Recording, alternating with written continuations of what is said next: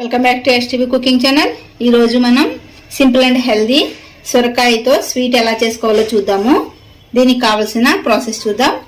సొరకాయ స్వీట్ కి ఈ సొరకాయని తీసుకొని దీనిపైన ఉన్న ఈ తొక్కను మొత్తాన్ని పీల్ చేసుకోవాలి.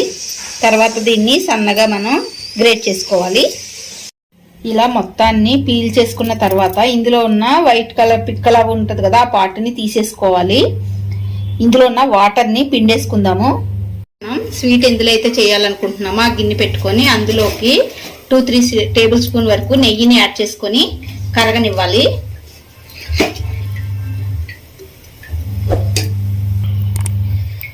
నెయ్యి కొంచెం మరిగిన తర్వాత ఇందులోకి కొన్ని జీడిపప్పుని వేసుకొని ఫ్రై చేసుకోవాలి.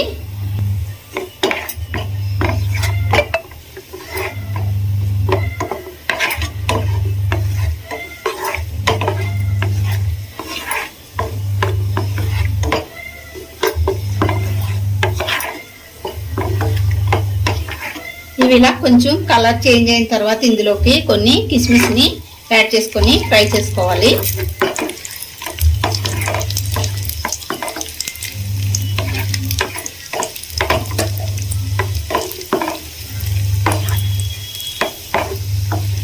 ఇవి ఇలా మంచిగా ఫ్రై అయిన తర్వాత వీటిని మనం వేరొక గిన్నెలోకి తీసేసుకోవాలి.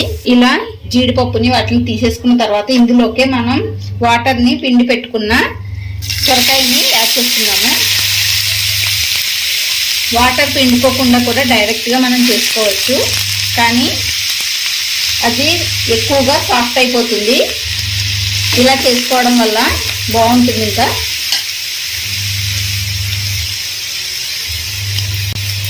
ఇది మొత్తాన్ని మంచిగా ఫ్రై చేసుకోవాలి.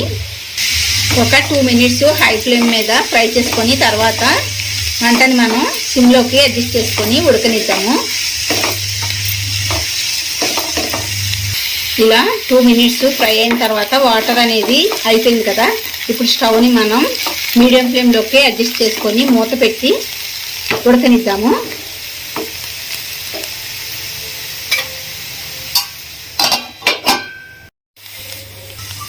ఇది ఇలా మంచిగా ఫ్రై అయిన తర్వాత ఇది నేను ఈ కప్పుతోటి 4 కప్స్ వరకు సొరకాయ తురుము అయింది కదా, ఇదే కప్పుతోటి 1 కప్పు వరకు నేను చక్కెరని యాడ్ చేశాను.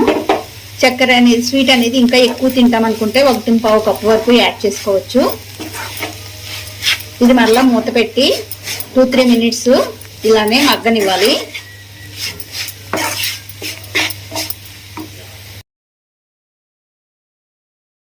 ఇలా చక్కెర మొత్తం కరిగిన తర్వాత ఇప్పుడు ఇందులోకి నేను ఒక 1/2 లీటర్ పాలను తీసుకొని బాగా మరిగించుకున్నాను, వాటర్ పోయకుండా. ఆ పాలను ఇందులోకి యాడ్ చేస్తున్నాను. ఇప్పుడు ఇది మూత పెట్టి మొత్తం అంతా కూడా మనకి కావాల్సిన కన్సిస్టెన్సీ వచ్చేంత వరకు కూడా ఉడకనివ్వాలి.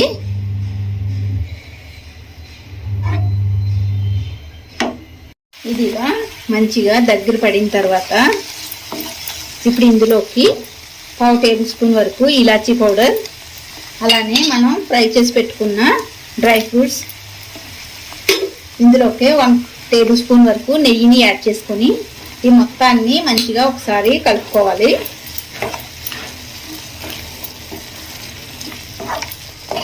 ఇందులోకి నేను మిల్క్ పౌడర్ కానీ కోవా అలాంటివి ఏమీ యూజ్ చేయలేదు.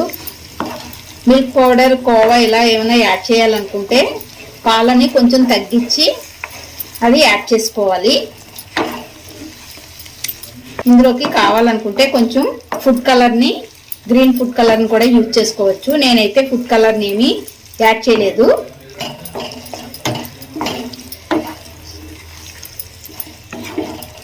అంతేనండి, సొరకాయ స్వీట్ అనేది రెడీ అయిపోయింది. రెసిపీ మీకు కూడా నచ్చినట్లయితే లైక్ చేయండి ఫ్రెండ్స్. అలానే మన ఛానల్ని ఫస్ట్ టైం చూస్తున్నట్లయితే కనుక సబ్స్క్రైబ్ చేసుకోండి. Thanks for watching.